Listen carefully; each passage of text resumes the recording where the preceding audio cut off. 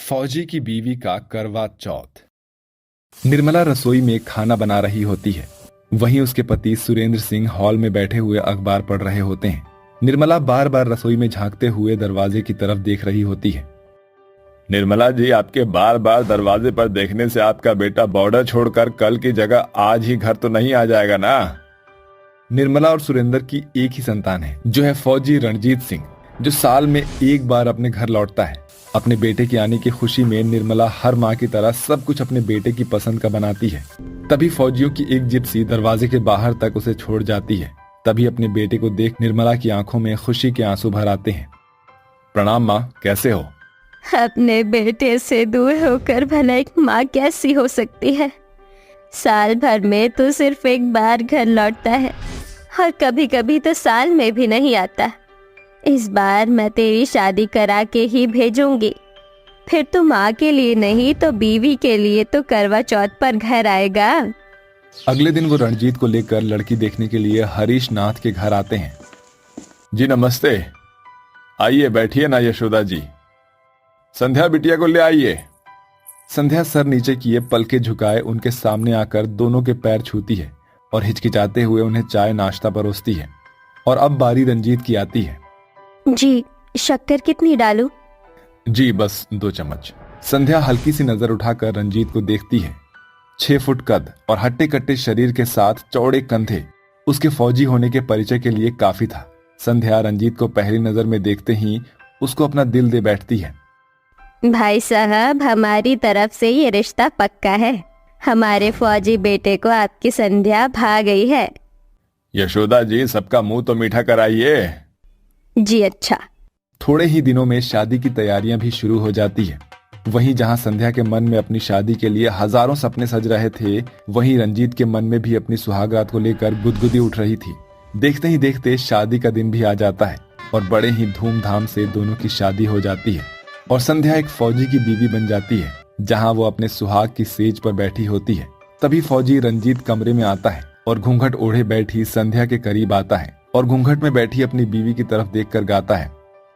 घूंघट में चांद होगा, आंचल में चांदनी, चुपके से देखेगी साजन को सजनी। रंजीत की आवाज जैसी भी रही हो, मगर उस गीत में भरा उसका प्यार देखकर संध्या ने आगे बढ़कर उसे गले से लगा लिया। अजी सच कहूँ तो मुझे लगा था एक फौजी की बीवी बनकर पता नहीं मुझे कितने अनुशासन में रहना पड़ेगा, मगर आपके दिल में प्यार भरा देखकर मेरा सारा डर दूर हो गया। संध्या, एक देशभक्त फौजी के दिल से ज्यादा प्यार और किसी में भी नहीं हो सकता। तभी तो वो जंग लड़ते लड़ते भारत माता के लिए अपनी जान तक कुर्बान कर देता है। अजी ये कैसी बातें कर रहे हैं आप? अभी अभी तो हमारी शादी हुई है। शुभ शुभ बोलिए, भगवान करे आपको मेरी भी उम्र लग जाए। सच कहूं तो मुझे अपनी किस्मत पर यकीन नहीं हो रहा है संध्या, कि तुम अब मेरी हो गई हो, फौजी रंजीत सिंह की। आखिर वो घड़ी आ ही गई जिसका हम दोनों इंतजार कर रहे थे। इसके बाद दोनों उन लम्हों में खो जाते हैं। रंजीत उन लम्हों को वहीं पर रोक लेना चाहता था। दोनों ने ढेरों बातें की और सुबह हो गई। संध्या बड़ी खुशी से खाना बनाकर अपने सास ससुर और पति को परोसती है। तभी निर्मला उनके घूमने फिरने की बात छेड़ती है। रंजीत बेटा, तेरी और बहू की नई नई शादी हुई है, तुम दोनों जाकर कहीं घूम आओ। हाँ माँ, मैं भी यही सोच रहा था। ठीक है, मैं ऑनलाइन टिकट बुक कर लेता हूँ। जैसे ही टिकट बुक करने के लिए रंजीत अपना फोन उठाता है तो उसके फोन पर बॉर्डर से कॉल आ जाता है। माँ, मुझे जाना होगा माँ। मगर रंजीत, तुझे तो बॉर्डर से 1 महीने की छुट्टी मिली थी ना बेटा? हाँ पिताजी, मगर बॉर्डर पर जंग छिड़ गई है, इसलिए छुट्टियां कैंसिल हो गई है। मुझे जाना होगा पिताजी। ये सुनकर संध्या की पलकें भीग जाती है। रंजीत अपनी फौजी की वर्दी पहनकर तैयार हो जाता है। तभी संध्या उसकी आरती करके कहती है। सुनिए, कुछ महीनों बाद करवा चौथ है, आप तब तक तो आ जाएंगे ना? हाँ संध्या, मैं करवा चौथ पर जरूर आऊंगा। ये तुम्हारे फौजी पति का वादा है, तो मेरा इंतजार करना। अपनी पत्नी से करवा चौथ पर आने का वादा करके रंजीत बॉर्डर चला जाता है और देखते ही देखते सुहागनों का त्योहार करवा चौथ आ जाता है। पूरा बाजार सुंदर सुंदर साड़ियों और रंग बिरंगी चूड़ियों से सज जाता है। तभी बड़ी उम्मीद से संध्या अपने पति को फोन लगाती है। संध्या, कैसी हो तुम? जी मैं ठीक हूँ, आप कैसे हैं? अपना ख्याल तो रख रहे हैं ना? सुना है कश्मीर में बड़ी बर्फबारी पड़ी है। अच्छे से स्वेटर पहन कर रहना, मुझे आपकी चिंता हो रही है। संध्या तुम मेरी चिंता मत करो, तुम्हारा पति फौजी है और फौजी फौलाद और अंगारों तक से लड़ सकता है। अजी सुनिए, 2 दिन बाद करवा चौथ है, आप आएंगे ना? नहीं संध्या, यहाँ पर हालात बहुत खराब है। मेरे देश को मेरी जरूरत है, मुझे माफ कर देना प्लीज। अपने पति के करवा चौथ पर घर ना लौटने की बात सुनकर संध्या उदास हो जाती है और भराए मन से रोते हुए कहती है, कोई बात नहीं जी, आप अपना फर्ज निभाइए। मैं यहाँ आपकी लंबी उम्र के लिए करवा चौथ का व्रत रखूंगी। तभी संध्या की सास निर्मला वहां आ जाती है। बहू, शादी के बाद ये तुम्हारा पहला करवा चौथ है। चलो मैं तुम्हारे लिए बाजार से साड़ियाँ दिलवा लाती हूँ। नहीं माँ जी, मैं करवा चौथ पर अपनी शादी का जोड़ा ही पहनूंगी, जिसमें ब्याह कर मैं अपने फौजी पति की दुल्हन बनकर आई थी। देखते ही देखते एक दिन और बीत जाता है और करवा चौथ में सिर्फ एक दिन बाकी रह जाता है। मगर संध्या मन ही मन में अभी भी ये उम्मीद लगाए बैठी थी कि शायद उसका पति करवा चौथ पर बॉर्डर से घर लौट कर आएगा। तभी सास उसे सरगी से भरी थाली देकर कहती है, बहू, ये लो तुम्हारी करवा चौथ की सरगी। जी शुक्रिया माँ जी। सरगी में मावा मखाना, मीठी मठरी और मिठाई सब कुछ था, जिसे खाना संध्या को बहुत भाता था।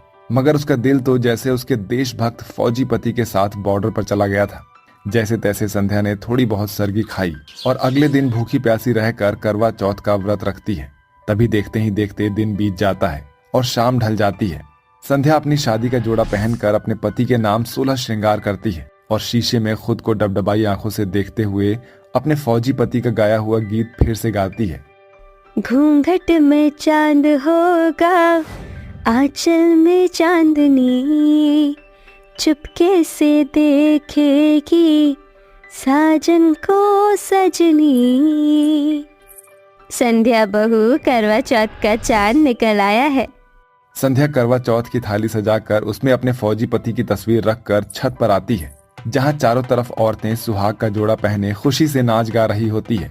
किसी छत की मुंडेर पर कोई सुहागन अपने पति के हाथों से पानी पीकर व्रत खोलती है, तो कोई अपना 16 श्रृंगार अपने पति को दिखा रही होती है। तभी संध्या मायूस होने की बजाय आंखें बंद करके अपने पति का चेहरा याद करती है और आंखें खोलकर कहती है, तो क्या हुआ जो मेरे पति इस करवा चौथ पर मेरे साथ मेरे पास नहीं है? मगर मुझे गर्व है जो मैं एक फौजी की बीवी हूँ, क्योंकि आज हर सुहागन के चेहरे पर करवा चौथ की ये खुशियाँ भी हम जैसे पत्नी के फौजी पति से ही तो है। ऐसा कहकर संध्या करवा चौथ की पूजा करके अपने पति की तस्वीर देखकर पानी पीती है और करवा चौथ का व्रत खोलती है और अपने सास ससुर के पैर छूकर आशीर्वाद लेती है। तभी वो गर्व से भरकर कहते हैं, जुग जुग जीती रहो। देख रही हो भाग्यवान, हम बड़े ही किस्मत वाले हैं जो हमें ऐसी गुणों वाली बहू और हमारे फौजी बेटे को ऐसी बीवी मिली है। संध्या रात भर अपने फौजी पति की तस्वीर को सीने से लगाए अपने सुहाग रात के लम्हों को याद करते हुए रंजीत की तस्वीर से ढेरों बातें करती है। तभी तड़के सुबह कोई दरवाजा खटखटाता है। जैसे ही संध्या दरवाजा खोलती है तो उसकी खुशी का ठिकाना नहीं होता। सामने उसका फौजी पति रणजीत सिंह खड़ा था। वो झट से उसके गले से लग जाती है। उसकी आंखों से खुशी के मारे झरझर आंसू बहने लगते हैं। आप आ गए? हाँ संध्या, मगर तुम्हारे फौजी पति को आने में जरा सी देर लग गई। तमाम बातों को भूलकर संध्या सारा वक्त अपने पति के साथ बिताती है। एक फौजी की पत्नी बनकर जीना एक बीवी के लिए बड़े गर्व की बात है, मगर एक कड़वा सच ये भी है कि उस सुहागन के मांग में लगे फौज के नाम का सिंदूर भी कब तक उसके मांग में है ये वक्त भी नहीं जानता। और एक फौजी की बीवी को अपने पति से ज्यादा उसकी तस्वीर के साथ अपनी जिंदगी बितानी पड़ती है। दीपक सरोज का इकलौता बेटा था जिसे वो पढ़ने के लिए शहर भेज देती है।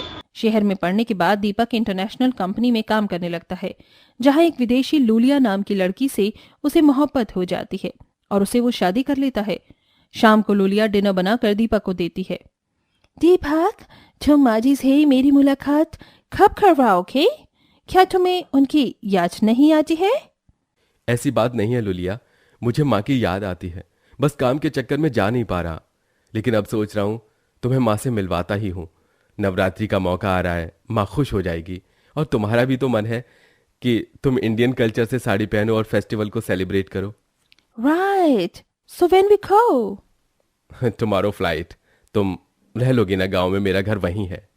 ऑफ कोर्स दीपक, मैं तो चाहती हूँ कि उस जगह को एंजॉय करूँ, cause फ्रेश एयर, एनिमल्स और लोग, बहुत अच्छा लगता है वहाँ पर, मैंने देखा है वीडियो में। ये कहकर अगले दिन दोनों मुंबई की फ्लाइट से यूपी के अपने घर पहुंच जाते हैं, जहां विदेशी बहू साड़ी पहनकर चौखट पर खड़ी थी और दीपक हाथों में तोहफे लिए कहता है, माँ देखो तो कौन आया है, आपका बेटा, आपका दीपक। तभी दीपक की आवाज सुनकर उसकी माँ सरोज और बहन सुमन दौड़े चले आते हैं। माँ देखो तो भैया आ गए हैं, कितने साल से आपको नहीं देखा है, पूरे 5-6 साल हो गए हैं। हाँ बेटा, दीपक मेरा बच्चा, मेरा चांद का टुकड़ा, मेरा लल्ला, पता है तुझे देखे बिना मेरा एक एक दिन कैसा जा रहा था। और ये मेरी बहू है ना? हाँ आपकी बहू है, दरअसल मैंने लूलिया से शादी की है। लूलिया, ये कैसा नाम है, जैसे ये लू लेकर आई है। खैर, मेरी बहू तो बड़ी बतासे जैसी गोरी चिट्टी है। अगर ये अंग्रेजन है तो वहां तो सब अंग्रेजी में ही बात करते होंगे, तो हमें एक दूसरे की भाषा कैसे समझ आएगी। माँ जी, उसकी चिंता आप मत कीजिए, मेरे को हिंदी बोलना भी आती है। हमारी शादी को 1 साल और मिले हुए 3 साल हो गए हैं, तो इनसे बात करते करते मुझे हिंदी आ गई है। अरे मोरी मैया, मेरी बहू को तो हिंदी भी आती है। अरे वाह, तुम यही रखो, मैं अभी आरती की थाली लाती हूँ। वाह भैया, गजब की भाभी ले आए हो, बट मुझे भी थोड़ी थोड़ी इंग्लिश इज कमिंग। अच्छा तुझे भी आती है, your English is coming. Don't worry Deepak, I am here, मैं सुधार दूंगी। फिर सरोज अपनी बहू बेटों का गृह प्रवेश करती है। अगले दिन लूलिया लाल साड़ी में हाथों में चूड़ा पहनकर सरोज के पास आती है और उसके पैर छूती है। माँ जी प्रणाम, आज तो फर्स्ट नवरात्रि है ना, उसकी तैयारी कैसे होती है माँ जी, बताइए ना, मुझे सब कुछ करना है, आई रियली वॉन्ट दिस। ठीक है, मैं तुझे बताती हूँ। देख, माता रानी की 9 दिन तक सेवा की जाती है, कन्याओं को बहुत सम्मान दिया जाता है, वैसे तो हमेशा देना चाहिए, और पूरे श्रद्धा के साथ 9 दिन तक व्रत करना पड़ता है, जो तुम्हारे में बोलते हैं फास्ट।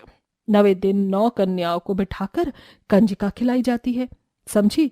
इतना ही नहीं, ये 9 दिन रामलीला भी चलती है, क्योंकि 10वें दिन राम जी ने रावण का वध कर दिया था। आओ ठीक है माँ जी, पर अभी तो हमें पूजा करनी होगी ना, और मुझे आपसे आज ही करना भी सीखना है। हाँ, मैं तुझे सब कुछ सिखाऊंगी, साथ के साथ बता भी दूंगी। पहले हमें माता रानी की चौकी की स्थापना करनी होगी। चल जल्दी से बाजार जाकर नारियल, पुष्प और पूजा की सामग्री ले आते हैं, और व्रत के लिए 1 किलो सेब ले लेंगे। ठीक है माँ जी। माँ 1 किलो नहीं, 2 किलो ले आना, और 1 दर्जन केले भी, मैं व्रत कर लूंगी आपके साथ। तू व्रत क्यों रखेगी, तू तो चटोरी है, पूरा दिन चढ़ती रहेगी। नहीं माँ, मुझे भी रखना है व्रत, और मैं भी जरूर रखूंगी। ठीक है, हम दोनों आते हैं, जब तक तू मंदिर की एक बार अच्छे से सफाई और कर दे। ओफो, अब करना पड़ेगा क्या? फिर दोनों सास बहू बाजार जाकर माता रानी की मूर्ति और पूजा की सामग्री ले आते हैं, जिसके बाद सास उसे माला पिरोना और मंदिर सजाना और बाकी चीज बताती है। चलो, पूजा की तैयारी हो गई है। बहू, मैं जैसे बोल रही हूँ तो पीछे पीछे गाना। छी माँ छी, बोलो श्री दुर्गे मैया की जय, जय अम्बे गौरी मैया, जय श्यामा गौरी, तुमको निश दिन ध्यावत हरि ब्रह्मा शिवरी, ओम जय अम्बे गौरी। ओम जय अम्बे गौरी मैया, जय श्यामा गौरी, तुमको निश दिन ध्यावत हरि ब्रह्मा शिवरी, ओम जय अम्बे गौरी। शेरा वाली दाबुल साची दरबार की जय, पहाड़ों वाली माता की जय, नवदुर्गे माँ की जय। ले बहू, माता रानी को ये भोग लगाकर प्रसाद सबको बांट दे। छी माँ छी। सुनो, मुझे जल्दी दे दो, ऑफिस के लिए लेट हो रहा है। लीजिए। फिर प्रसाद लेकर दीपक ऑफिस चला जाता है, और 2 घंटे बाद सुमन मंदिर से 2-3 फल लेकर खा रही होती है। तभी अंग्रेजन भाभी कहती है, जी यहाँ पे इतने सारे फल क्यों खा रही हैं? माँ जी ने कहा था अगर फास्ट में बार बार खाते हैं तो व्रत माने नहीं होता। भाभी, अपने आप को ज्यादा रिवाज वाली मत समझिए। माँ ने ये भी कहा था कि श्रद्धा से व्रत रखना है, मैंने तो श्रद्धा से ही रखा है। अब नहीं खाऊंगी और बेहोश हो गई तो 9 दिन तक कैसे रहूंगी व्रत, इसीलिए टोकी मत। और सुनिए, माँ साबूदाना लेकर आई होंगी, उनसे पूछकर या यूट्यूब पर देखकर साबूदाने की खिचड़ी बना दीजिए। ठीक है, दे दे। ये कहकर लूलिया खुद फास्ट रखे अपनी ननन का व्रत का खाना बनाती है और वो कुछ नहीं खाती। पूरे दिन सुमन बीच बीच में कुछ ना कुछ खाती रहती है। रात को पूजा करने के बाद सास कहती है, बहू तूने सुबह से कुछ नहीं खाया ना, ये ले चाय और व्रत के आलू की चिप्स, ये खा ले।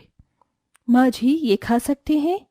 हाँ बहू, दिन में एक बार, और वो भी व्रत वाला खाना खा सकते हैं।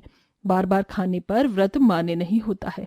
मैं तेरी ननंद का कुछ नहीं कर सकती हूँ, वो देसी होकर भी देसी नहीं है, और तू तो विदेश से आई है, फिर भी सारे रीति रिवाज अच्छे से करती है। अच्छा माँ जी, मुझे भजन गीत बताइए ना, ताकि कल मैं गाऊं।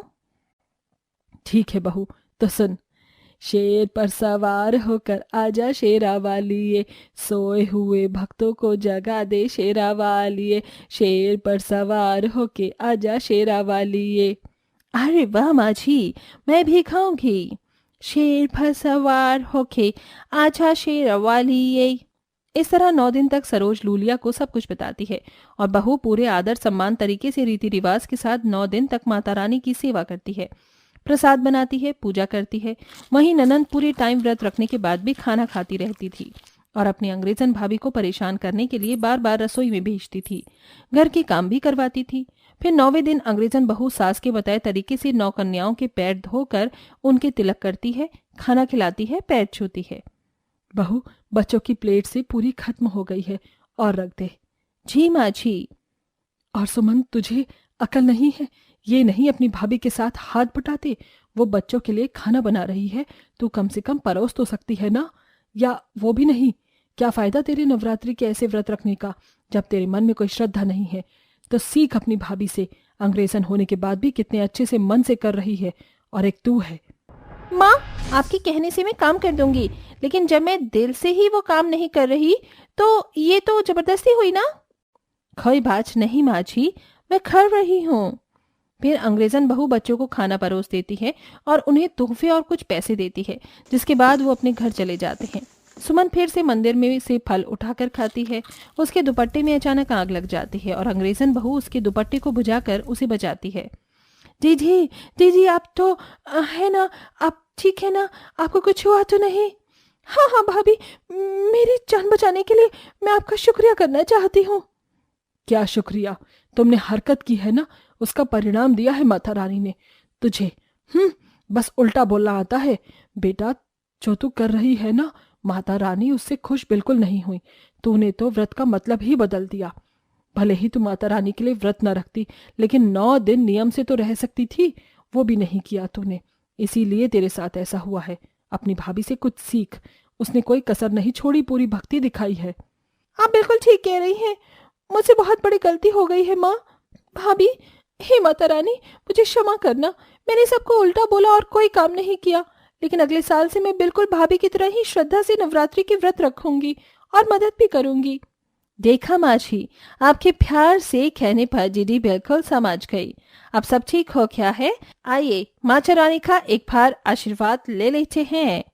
इस तरह तीनों सास बहू और बेटी माता रानी का आशीर्वाद लेकर एक साथ खुशी खुशी रहती हैं और अगले साल ननंद अपनी भाभी की तरह अच्छे से नवरात्रि का व्रत रखती है।